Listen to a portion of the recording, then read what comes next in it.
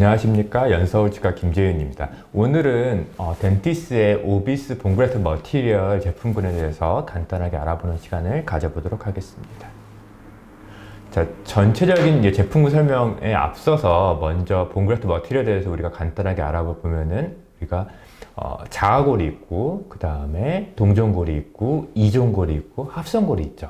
근데 이거를 우리가 그냥 그대로 이름대로 받아들이기보다는 제품군으로 조금 분류를 해서 보는 게 좋을 것 같고요. 그래서 볼륨을 유지할 수 있는 잘 녹지 않는 뼈이식 재료가 존재를 하고요. 그리고 기능을 담당하는, 그래서 자가골로 완벽하게 대체가 되거나 부분적으로 대체가 되는 봉그레트 머티리얼이 존재를 합니다. 그래서 먼저 이렇게 잘 녹지 않는 제품군으로는 우리가 흔히 잘 아는 이종골이 있고요. 그리고 이제 하이드록시 아파타이트 파우더가 들어가 있는 합성골이 존재를 하죠.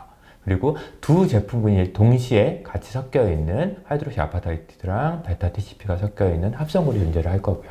그리고 우리가 기능적으로 다 녹아서 자가골로 대체가 되는 환자의 이제 자가골을 이식을 하는 경우가 있고요. 그리고 또 동종골을 이식하는 경우가 있을 거고, 마지막으로 베타 TCP, 녹는 합성골인 베타 TCP만 들어가 있는 합성골이 존재를 할 수가 있습니다. 그러면은 이거를 다시 덴티스의 제품군으로 바꿔서 보도록 하겠습니다. 그래서 살펴보면은 우리가 대표적으로 이종골이라고 하는 오비스 제노 제품이 있을 거고요. 이거는 이제 소뼈로 만든 거고, 그리고 오비스 제노 XP라는 돼지뼈로 만든 이종골 제품군이 존재를 하고 있습니다. 마찬가지로 합성골인 오비스 HA가 있을 거고요. 그리고 오비스 BCP라고 하는 HA랑 베타 TCP가 섞여 있는 합성골 재료가 있습니다. 그리고 마지막으로 동종골인 오비스 알로 제품군이 있을 거죠. 그리고 옆에 이제 ABCD가 뭔지 궁금할 텐데, 위에서부터 가장 좋은 뼈라고 보시면 되고요. 밑으로 갈수록 점점 본 퀄리티가 안 좋아지는 뼈라고 보시면 됩니다. 그러면은 당연히 우리가 모든 뼈이식을 당연히 자가골로 하면 좋겠다고 생각은 하지만, 문제는 이 자가골이나 또는 동종골, B급 뼈인 동종골 같은 경우에는 볼륨을 유지하는 기능이 없기 때문에 모든 뼈이식 재료를 이걸로 대체를 할 수 없고요. 그래서 당연히 우리가 C급 재료라고 알고 있는 이종골을 사용을 해서 볼륨을 유지를 할 때는 사용을 해야 되고, 마지막으로 간단한 GBR이거나 아니면은 구치부에서는 이와 같은 합성골을 사용하면은 조금 더 좋은 결과가 있을 것이라고 판단이 됩니다. 그러면은 각 제품별로 어떤 식으로 이루어지는지 조금 더 설명을 드리도록 하겠습니다. 자, 오비스 BCP 같은 경우에는 우리가 대표적으로 합성골이라고 보면 되고요. 하이드록시 아파타이트가 한 30% 정도, 베타 TCP가 70% 정도 섞여 있는 상태라고 알 수가 있습니다. 그래서 당연히 이식을 하고 나서 시간이 지나게 되면은 저 베타 TCP 같은 경우에는 다 흡수가 돼서 자가골로 대체가 되고요.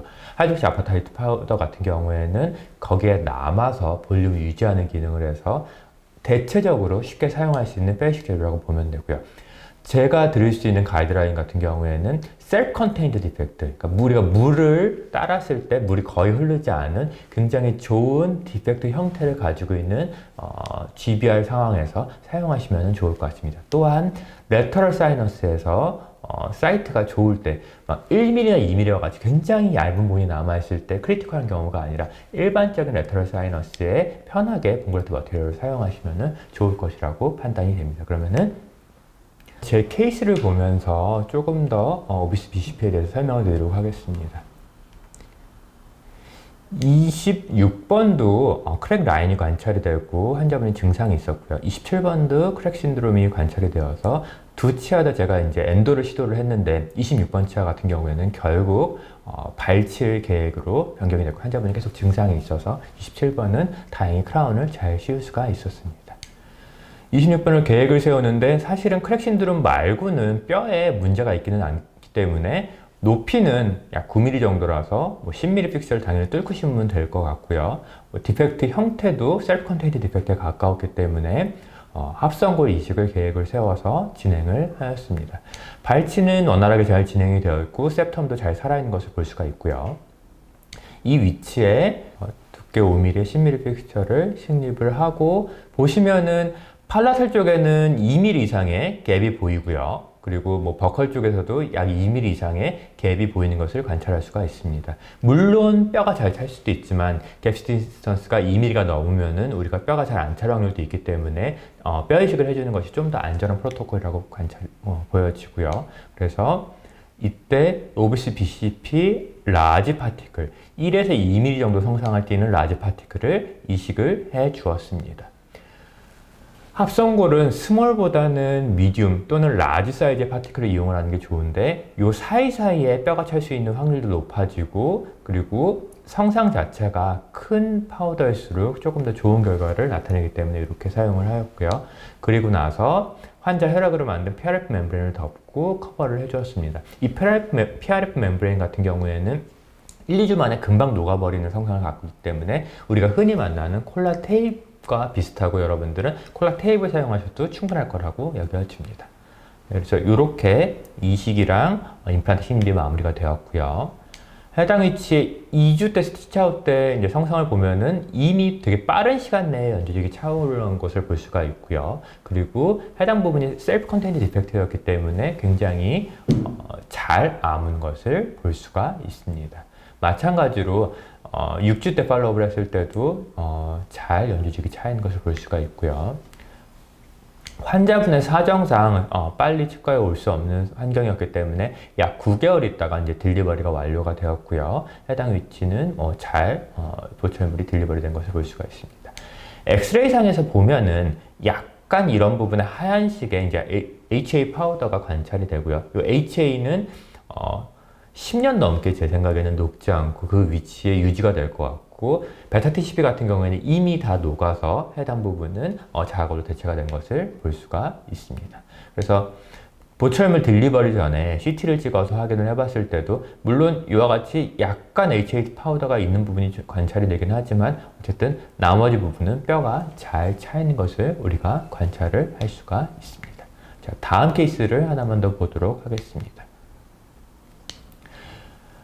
47번 치아의 디스탈 쪽이 본 디펙트가 심해지고 요거는 아마 사랑니 발치로 인한 해당 부분에 이제 페리오돈타이티스로 예상이 되고요. 그래서 제가 이 부분을 열심히 SRP를 해주고 해당 위치에 본이 어느 정도 차오긴 했지만 어쨌든 여기에 다시 한번 이제 염증이 생기고 문제가 생겼고요. 그래서 이제는 더 버틸 수 없어서 발치 후 임플란트 수술을 계획을 세웠습니다.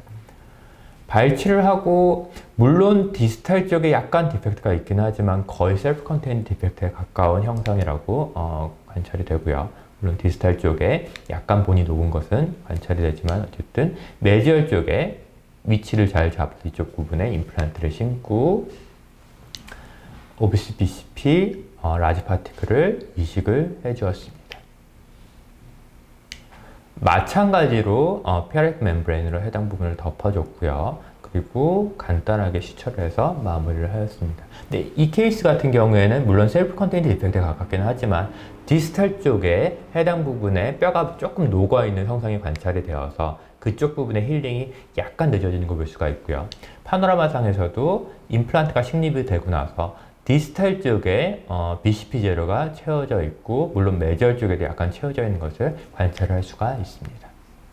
그래서 힐링 영상을 보면은 11일쯤 지나서 보면 아직 이쪽의 연조직이 조금 덜 힐링이 된 것을 볼 수가 있고요. 이 부분은 다시 한번 6주 정도의 팔로우업을 해봤으면은 웬만큼은 차오르는 것을 볼 수가 있습니다. 근데 이와 같은 합성고를 디펙트가 좀 심하고 파셜 컨테인트 디펙트나 넌 컨테인트 디펙트 가까운 부분에 사용을 하게 되면은 이와 같은 힐링이 잘 일어나지 않는 현상도 우리가 관찰을 할 수가 있고 아무래도 사이트가 불리해질 것이라고 여겨져서 셀프 컨테인트 디펙트에 가까운 되게 간단한 케이스에 사용을 하면은 좋을 것이라고 판단이 되고요. 어쨌든 3개월 있다가 임프레션을 떠서 딜리버리를 진행을 하였습니다. 4년하고 6개월 정도 흐른 뒤에 팔로우 파노라마 사진에서는 디스탈 쪽에 물론 하얗게 이제 HA가 관찰이 되고 있고요. 근데 그쪽에는 물론 HA만 있는 건 아니고 베타 TCP가 녹아서 해당 부분에 자가우리 대체가 되어 있고 본 쉐입도 지금 잘 형성이 되어 있는 것을 볼 수가 있습니다. 그래서 이때 이제 매지얼 쪽에 이제 음식물이 낀다는 주소로 오셔서 제가 그쪽에 매지얼 쪽에 풀 지르코니아 크라운에 약간 에딩을 해주었고요. 에딩을 해주고 환자분은 다시 불편감 없이 쓰고 계시고, 보시면은 뭐 주변의 연조직 형태도 괜찮고 해당 부분에 전혀 문제가 없는 것을 관찰을 할 수가 있습니다. 그래서 다른 부분에 임플란트 수술할 계획이 있어서 이제 CT를 찍어서 컷을 분석을 해본 결과, 물론 이식해 놓은 HA가 약간씩 관찰이 되기는 하지만 뭐 그 주변으로 자골이 잘 차 있고 전혀 문제가 없이 좋은 형상으로 잘 유지가 되는 것을 볼 수가 있습니다. 자, 마지막으로 여기 레터럴 사이너스에 이제 오비스 BCP를 사용하는 것을 하나만 보여드리고 BCP를 정리를 해보도록 하겠습니다. 굉장히 젊은 여자 환자분인데 상악동 함기화가 좀 많이 진행이 되어서 심한 부분에는 2mm가 좀 안 되는 형태가 보이긴 하지만은 또 디스탈 쪽에는 뼈가 웬만큼 존재를 해서 사이트 분석상 엄청 어려운 레터럴 사이너스는 아니라서 BCP를 사용해서 레터럴 사이너스라는 걸 계획을 세웠고요. 그래서 해당 부분에 플랩을 열고 이때는 이제 덴티스 원큐 픽스처를 식립을 계획을 세워서 레터럴 사이너스를 하고 임플란트를 심고 해당 부분을 프라이머리 클로저를 해주었습니다. 그럼 영상을 보면서 간단하게 설명을 드리도록 하겠습니다.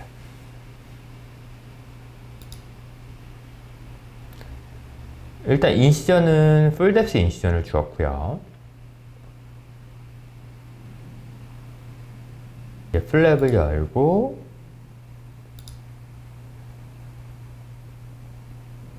라운드볼을 이용을 해서 해당 부분에 이제 레터럴 윈도우를 형성을 하고 있고요.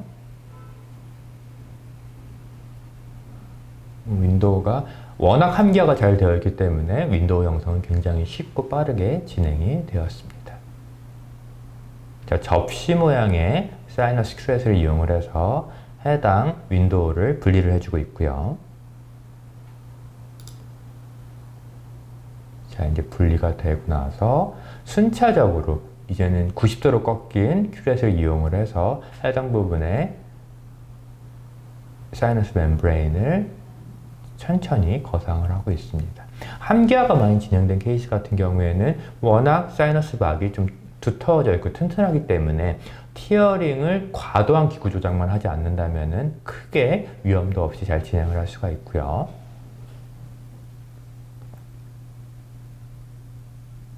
덴티스 세이브 사이너스 킷에 사이너스 큐렛을 이용을 해서 조금씩 더 거상을 하고 있습니다.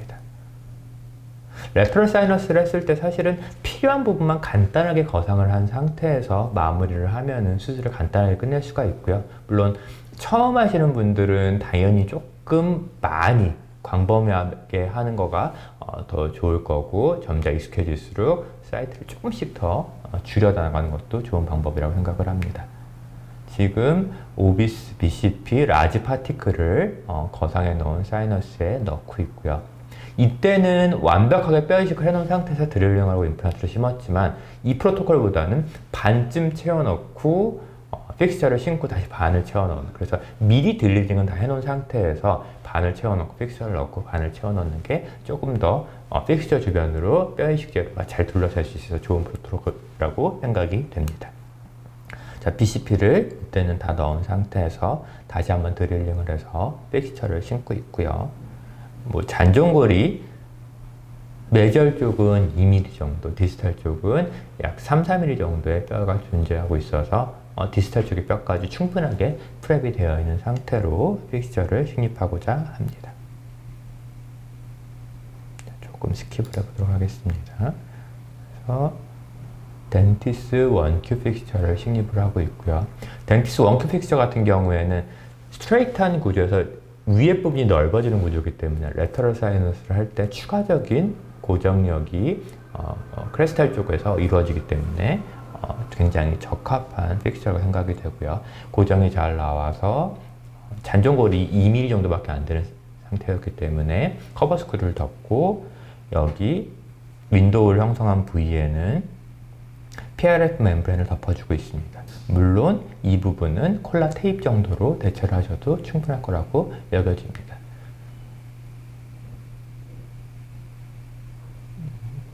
이제 프라이머리 클로저를 해서 케이스를 마무리를 하도록 하겠습니다.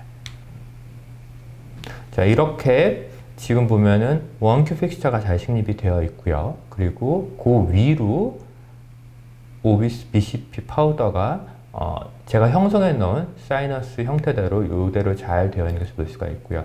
레터럴 사이너스 했을 때 이와 같이 돔 쉐입으로 잘 올라가 있는 거는 막이 찢어진 것도 없이 거상이 잘 되었다는 걸 볼 수가 있고요. 너무 과도한 압력으로 베이식 재료를 패킹하기보다는 적절한 압력으로 약간의 저항감이 느껴지는 정도로 베이식 재료를 밀어넣는 것을 추천을 드립니다. 당연히 합성골은 라지 파티클을 쓰는 것을 추천을 드리고요. 그래서 한 달 체크 그리고 3개월 체크 때 연조직 힐링은 잘 되어 있는 것을 볼 수가 있고요. 환자분의 사정상 약간 세컨 서저리가 6개월 정도로 딜레이가 되었고요. 어쨌든 세컨 서저리 때는 간단하게 스냅이 인시만 준 상태에서 커버스크루를 풀러내고 힐링 어바트먼트를 장착을 해서 마무리를 하였습니다. 이렇게 해서 딜리버까지 완료가 되었고요. 물론 상부에는 BCP 파우더를 넣었기 때문에 해당 부분에 BCP 파우더가 일부는 자극으로 대체가 됐고 일부는 HA가 남아있는 형태로 잔주라는 것을 볼 수가 있습니다. 1년쯤 지나서 팔로우 CT를 찍어봤는데 물론 아까 있었던 얇은 뼈가 잔전뼈에서부터 거상된 만큼 이쪽 부분엔 자골이 잘 차있는 것을 볼 수가 있고요. HA도 좀 관찰이 되고 이쪽 부분도 당연히 뼈가 잘 차있는 걸 볼 수가 있고 위에 부분에는 BCP 파우더가 약간 막에 들어있어서 약간 뾰족뾰족한 형상이 보이기는 하지만 어쨌든 전체적으로 잘 차이는 형상을 우리가 관찰을 할 수가 있습니다. 2년째 이제 PA 사진을 찍었어도 위에 부분에는 BCP 파우더 관찰이 되고 나머지 부분에 뼈가 잘 차 있는 것을 볼 수가 있고요. 그래서 어려운 레터럴 사이너스가 아니면은 이와 같이 BCP 파우더를 통해서 오비스 BCP를 통해서 이와 같이 케이스를 잘 마무리를 할 수 있었습니다. 어쨌든 정리를 해보자면은 30%의 HA가 5년이 지나도 제 생각에는 10년 또는 15년이 지나도 남아있을 것이라고 판단이 되고요. 이게 물론 100% 자가걸로 대체가 안 된다는 점에서는 약간 불리한 점도 있기는 하지만 어쨌든 그 부분에 볼륨을 유지한다는 측면에서는 긍정적이라고 볼 수가 있고요. 그리고 70%의 베타 TCP는 100%다 녹아서 자가걸로 대체가 되기 때문에 그 임플란트의 기능을 담당하는 면에서는 좋다고 보여집니다.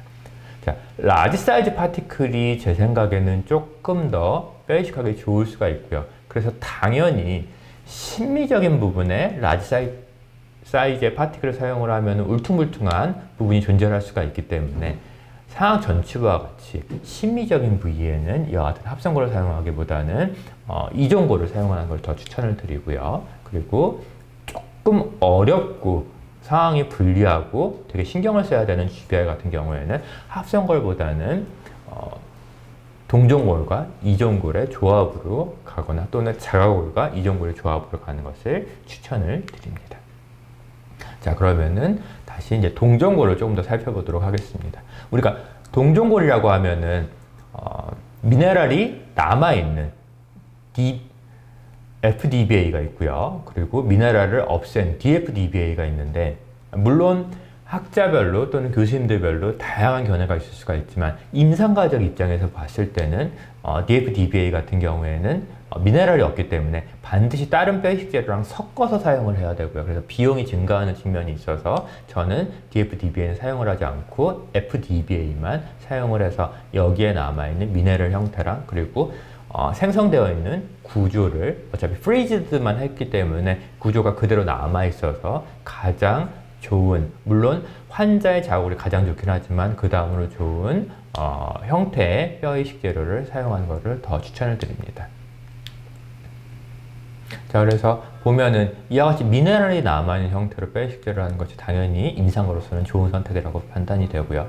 이와 같이 약간 미네랄이 없는, 물론 내부에 이제 단백질도 있고 해당 부분에 그로스펙터가 약간은 나올 수도 있다라고 하기는 하지만은 임상적으로는 저는 여기보다는 FDBA를 좀 더 추천을 드리고요.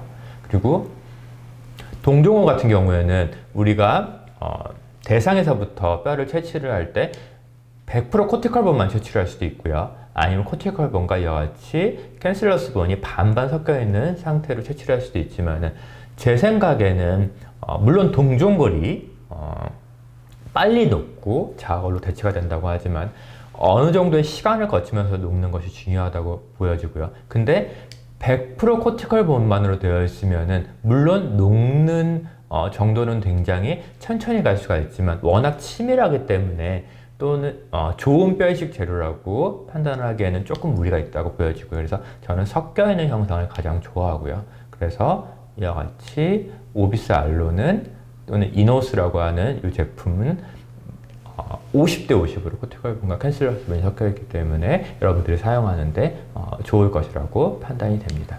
그리고 항상 주의해야 될 거는 뭐 이와 같은 동종골이든 아니면 동종골 블럭이든 아니면 또는 자가골 블럭이라고 하더라도 볼륨을 유지하는 능력은 하나도 없기 때문에 항상 이 점에 유의하셔서 뼈이식 재료를 사용하시는 것을 추천을 드립니다. 그래서 오비스 알로를 설명을 드리면은 동종골이고요. 50%는 코티컬, 50%는 캔슬러스 본으로 되어 있어서 가장 좋은 성상이라고 보여지고요. 물론 4대6이나 6대4도 문제는 없지만 100% 코티컬 본만으로 이루어진 것은 문제가 있을 수 있다고 판단이 됩니다.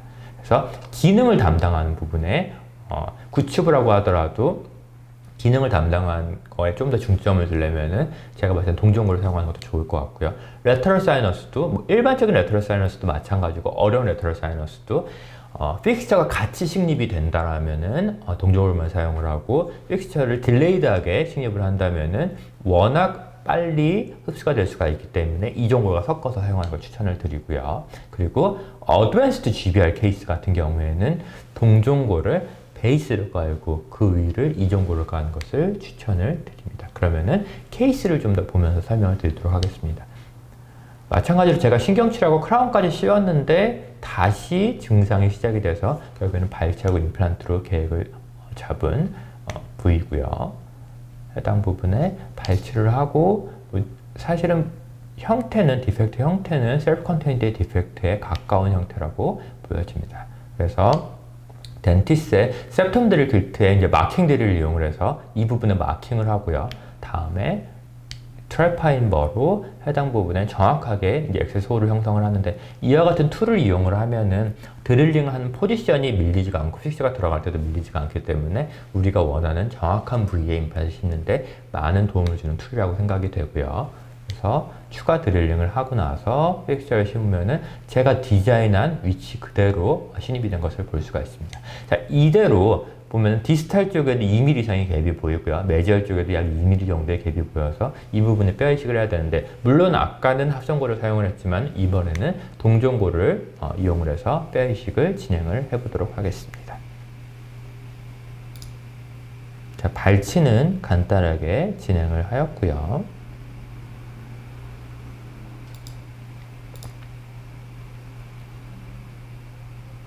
당연히 내부에 남아있는 그레네이션 티슈는 깨끗하게 제거를 해야지 감염 위험성을 우리가 줄일 수가 있고 septum 드릴 키트의 마킹 드릴을 이용을 해서 트래파인버가 튀지 않고 해당 위치에 잘 작용이 되도록 해당 부분에 마킹을 해주고요. 다시 트래파인버요. 3mm 직경의 트래파인버를 이용을 해서 해당 부분에 정확한 드릴링 포인트를 잡아주고 있습니다. 자, 이렇게 잡아주고 해당 위치에 추가 드릴링을 이용을 해서 위를 좀 넓혀주고 픽스처가 잘 들어갈 수 있는 길을 형성을 하면은 마지막까지 거의 힐드리지에 식립하는 느낌대로 우리가 임플란트를 식립을 할 수가 있고요. 이 위치에 덴티스 SQ 5.0의 10mm 픽스처를 심고 있습니다. 구치부 이미저트를 할 때 사실은 길이를 10mm로 고정을 하기보다는 루트의 길이에 따라서 좀 더 긴 픽스처를 사용할 때도 있고요. 근데 구치부 이미저트를 하면서 8mm 픽스처는 조금 고정을 얻기가 힘들 것이라고 판단이 됩니다. 뎁스 컨트롤을 충분하게 해주고요. 이제 아까 봤던 디펙트 형체가 당연히 구치부에 대구치에 이미저트를 하게 되면은 갭 디스턴스가 2mm가 넘는 부분이 당연히 관찰이 될 거고요.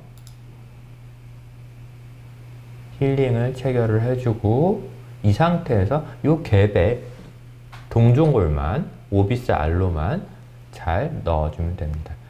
제가 사용한 거는 스티키본 형태로 PRP를 섞어줘서 약간 끈적끈적하게 넣고 있는데, 물론 이건 조작성은 좋지만 임상적으로 뭐 이게 뼈 이식에 어마어마한 도움이 준다라고 저는 판단하지 않고요.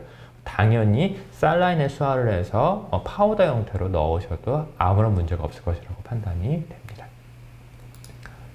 자, 그리고 PRF 멤브레인을 커버리지를 해줬고, 이거는 사실은 콜라 테이프나 이와 같은 PRF 멤브레인을 꼭 사용하지는 않아도 되고요. 그냥 슈처를 해줘도 되지만, 그러면은 약간 봉그레프트 파티클이, 상부에 있던 봉그레프트 파티클이 날아다닐 수가 있어서 환자 입원해서 좀 돌아다닐 수가 있어서 뭐 그런 불편감이 있기는 하지만은 크게 문제는 없을 것이라고 판단이 됩니다. 자, 이렇게 해서 슈처를 해서, 슈처는 시간 관계상 생략을 하도록 하겠습니다. 자, 그래서 보시면은 약 열흘에서 2주 정도 지나면 주변이 당연히 연지직이 잘 차게 되고요. 셀프 컨테인드 디펙트는 당연히 힐링이 빠르기 때문에 이와 같이 잘 차는 것을 볼 수가 있습니다. 제가 원하던 septum 위치에, 정확한 위치에 픽처가 잘 식립이 되었고, 주변에 이 동종골이 잘 이식이 된 것을 볼 수가 있습니다. 뭐 CT를 수술한 당일에 이제 찍어서 관찰을 해봐도 주변에 동종골이 잘 이식이 된 것을 볼 수가 있고요. 이 동종골은 빠른 시간 안에 다시 한번 자가골로 대치가 되는 현상을 통해서, 물론 두세 달 있다가 당연히 딜리버리를 해도 됐지만은 4.5개월 정도 후에 이제 임프레션을 뜨고 딜리버리 과정을 거쳤고요. 보시면은 디스탈 쪽은 약간 대치가 덜 되고 아직 동종골 파우더가 남아있는 것을 볼 수가 있고요. 메디얼 쪽은 조금 더 상부에 동종골 파우더가 남아있는 걸 관찰이 되고, 이게 뭐 두세 달 만에 완벽하게 확 바뀌는 건 아니고 하반부에서부터 점차 자가골로 대체가 되면서 충분한 시간이 지나면은 완벽하게 주변이 자가골로 대체가 되는 모습을 관찰할 수가 있습니다. 딜리버리 과정은 잘 이루어졌고요. 그래서 1년 3개월쯤 지나서 제가 다른 부분에 임플란트 식립할 일이 있어서 CT를 찍어봤을 때 팔로우업 CT상에서는 메지얼 쪽, 센터 부분, 디스탈 쪽에 완벽한 자가골이 잘 차 있는 모습을 관찰할 수가 있고요.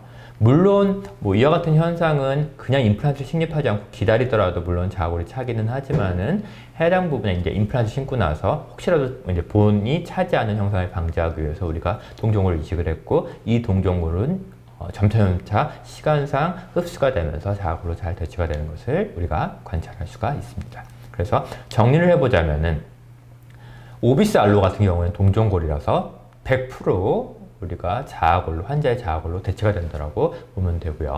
그리고 셀프 컨테인드 디펙트에 당연히 이식을 하면은 요것만 이식을 해도 좋은 결과를 얻을 수가 있고요.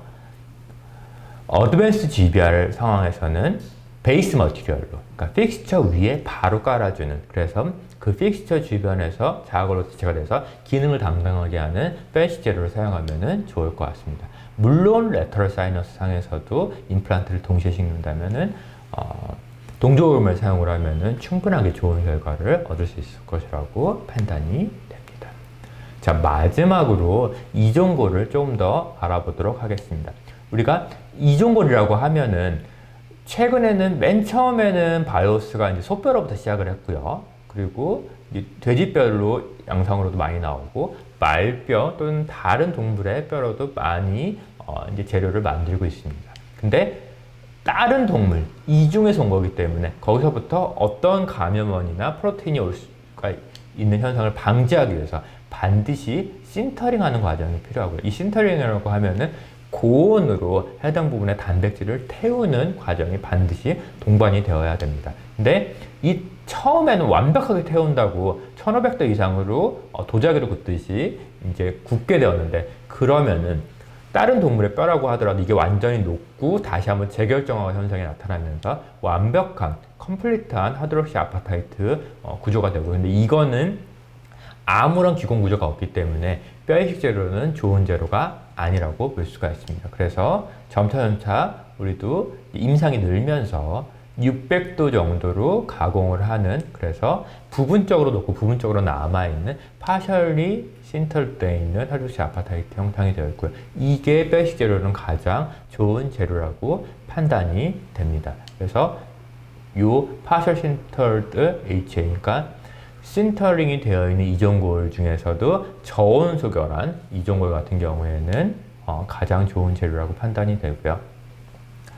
제가 듣기로는 한 5월 말쯤에 덴티스에서도 오비스 제노 B라고 하는 소뼈로 만들어진 이종골이 곧 출시가 될 텐데요. 마찬가지로 600도 정도로 소결을 해서 가장 좋은 형상으로 만들었다고 해서 저도 굉장히 기대하고 있습니다. 자, 그래서 보면은 우리가 가장 대표적으로 하는 바이오스가 뼈 이식을 했을 때 어떤 형상으로 나타나는지 보면은 이와 같이 당연히 바이오스 파티클은 가운데는 HA 결정으로 되어 있기 때문에 녹지 않고 10년, 제 생각엔 20년까지도 유지가 될 것이라고 판단이 되고요. 이 겉에 있는 부분 소결되어 있는 이와 같은 구조는 약간은 녹으면서 이 부분이 자아골로 대체가 되고 또는 파우더랑 파티클 사이가 자아골로 대체가 되면서 이와 같은 형상으로 우리가 이종골로 이식을 하면은 이와 같은 형상으로 뼈가 찬다라고 보일 수가 있고요. 물론 이 뼈 상태도 좋은 상태라고 보여지지만은 감염원이 있었을 때나 여러 가지 문제가 있었을 때 이와 같은 파티클이 많이 박혀 있는 구조가 당연히 불리할 것이라고 판단이 되고요. 그래서 반드시 볼륨을 유지해야 되는 심미적인 부위거나 아니면 뼈 이식이 좀 광범위하게 이루어져서 그쪽 부분이 볼륨이 꺼지지 않아야 되는 부분에 사용을 하는 것을 추천을 드립니다. 이와 같이 다양한 형태로 이종골이 존재를 하고요. 그래서 저온 소결한 부분 같은 경우에는 원래 그 뼈들이 갖고 있는 마크로한 포어랑 또는 내부에 있는 마이크로한 포어 구조가 유지가 되고요. 근데 너무 고온으로 수정하게 되면은 이와 같이 모든 기공 구조가 닫힌 구조로 되어 있고, 물론 이런 완전하게 좀 고온으로 되어 있는 기공 구조가 없는 이와 같은 뼈 이식 재료를 물론 넣었다고 해서 반드시 실패로 이어지지는 않지만 어려운 케이스일수록 환자의 힐링 포텐셜이 떨어지는 케이스일수록 이와 같은 파우더보다는 기공 구조가 있어서 환자의 피를 잘 머금을 수 있는 이종골로 이식을 하는 것과 훨씬 더 좋은 결과를 유지한다고 생각이 됩니다.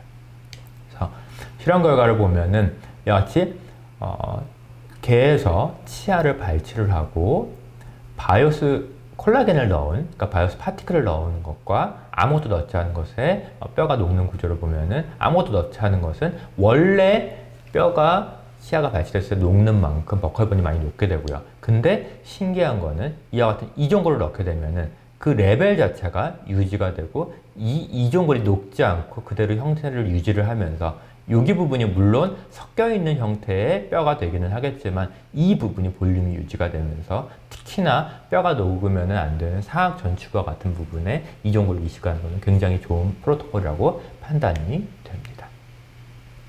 자, 그래서 부분적으로 녹지 않는 이 HA 구조 때문에 해당 부분의 볼륨이 유지된다라고 우리가 알 수가 있고요. 그래서 덴티스의 오비스 제노랑 제노 XP 그리고 곧 출시된 제노 B가 존재를 하고요. 이거는 소뼈고 이거는 돼지뼈고 이거는 다시 덴티스가 만드는 소뼈 구조로 되어 있는 것을 볼 수가 있습니다. 이종골이고 소나 돼지로 되어 있고 볼륨을 유지하는데 굉장히 중요하고, 그래서 저는 상악 전치부에는 반드시 이종골을 써야 된다고 생각을 하고 있고요. 또한 어려운 GBR 케이스에서 베이스로 동종골을 넣었다면 그 위로 또는 버컬 쪽으로 또는 링벌 쪽으로 쌓아 올리는 본은 이종골로 되어 있으면 좀 더 좋은 결과를 얻을 수 있을 것이라고 판단이 됩니다. 그러면은 케이스를 보면서 마무리를 짓도록 하겠습니다. 상악 전치부가 통증이 있고 브릿지로 형태로 되어 있어서 이 부분에 이제 임플란트를 11번과 21번에 식립을 하려고 하고 있고요. 그래서 해당 부분에 아슬아슬하게 4mm 직경의 픽처를 심을 정도의 본이 유지가 되는 것을 볼 수가 있습니다. 자, 그래서 이와 같은 형태고요. 브릿지를 일단은 1차적으로 커팅을 하고 해당 부분에 픽처를 힐드리지에 최대한 팔라탈에 붙여서 팔라탈에 1mm분만 남긴 상태에서 붙여서 하면은 남은 자아골이 한 1mm에서 1.5mm 정도가 남아있는데 이 부분에 아우터 서페이스에 뼈 이식을 하는 것은 당연히 좋은 프로토콜이라고 생각이 되고요.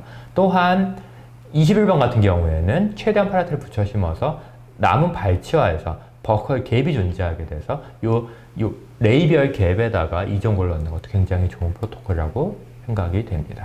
당연히 뼈 이식을 해놓은 부분에 겉에는 다른 과정 중에 설명을 드리겠지만 오비스 멤브레인을 사용해서 커버를 해줬고요. 오비스 멤브레인으로 커버를 해주고 마무리를 지은 것을 볼 수가 있습니다. 영상을 통해서 보여드리도록 하겠습니다. 자, 발치는 진행을 잘 했고요.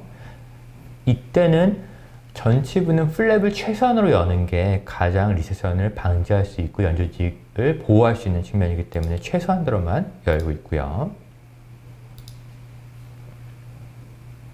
자, SQ 픽스처를 식립하기 위해서 먼저 린데만 드릴을 이용을 해서 먼저 드릴링을 시작을 했고요.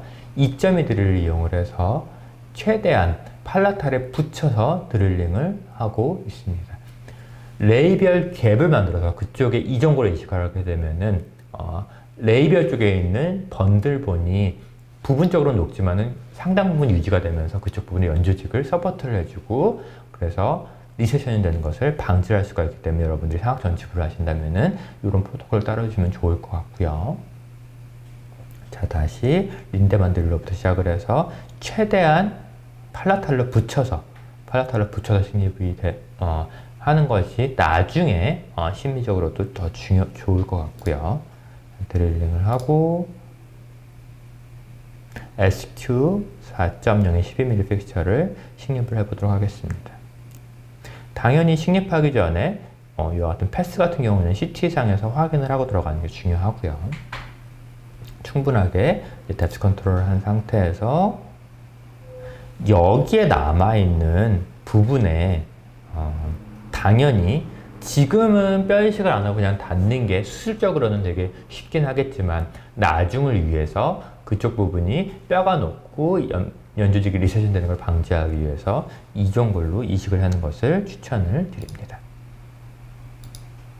자, 일단은 픽스처가 식립은 마무리가 되었고요. 이미디어트 레스토레이션을 위해서 기성 어버트먼트를 연결하고 있습니다. 다시 21번에도 드릴링을 해서 픽스처를 식립하고 있고요. 상악 전치부에서는 되도록이면은 20N 정도의 고정력을 얻어서 힐링 어버트먼트 장착하는 걸 추천을 드리고요. 저 같은 경우에는 이미디어트 레스토레이션을 위해서 약 30N 이상의 고정력을 확보를 하고 있습니다. 넘어가도록 하겠습니다. 자, 그래서 최대한 팔라탈을 붙이고 여기에 조금이라도 갭을 만들어서 이쪽에 이종고를 넣어줘야지 이쪽은 심미적이 될 수가 있고요. 여기도 마찬가지로 아까 보신 대로 해당 부분에 아우터 서페이스에 이종고를 넣고 콜라겐 멤브레인을 덮어서 해당 부분을 뼈 이식을 해주는 과정이 필요하다고 여겨집니다. 다시 연결하고 지금 쓰는 게 오비스 제노고요. 소뼈로 이루어진 해당 재료를 저 갭에 패킹을 해주고 있습니다. 얇은 기구를 이용을 해서 사이로 밀어 넣게 되면 당연히 그 갭 안으로 들어가게 되고요. 갭의 완전 끝부분까지 채워 넣는 것은 조금 힘들다고 보여지고 상부가 일부만 채워져도 충분하게 역할을 발휘할 것이라고 판단이 됩니다. 자, 이렇게 상악 전치부 이미지트 상황에서는 이렇게 뼈 이식을 해주면 되고요. 당연히 여기에 추가로 뭔가를 덮을 필요는 없고 그냥 간단하게 꺼내주는 걸로 마무리를 하셔도 좋을 것 같습니다. 자, 다시 11번의 아우터 서페이스에 오비스 제노를 이식을 하고 있고요.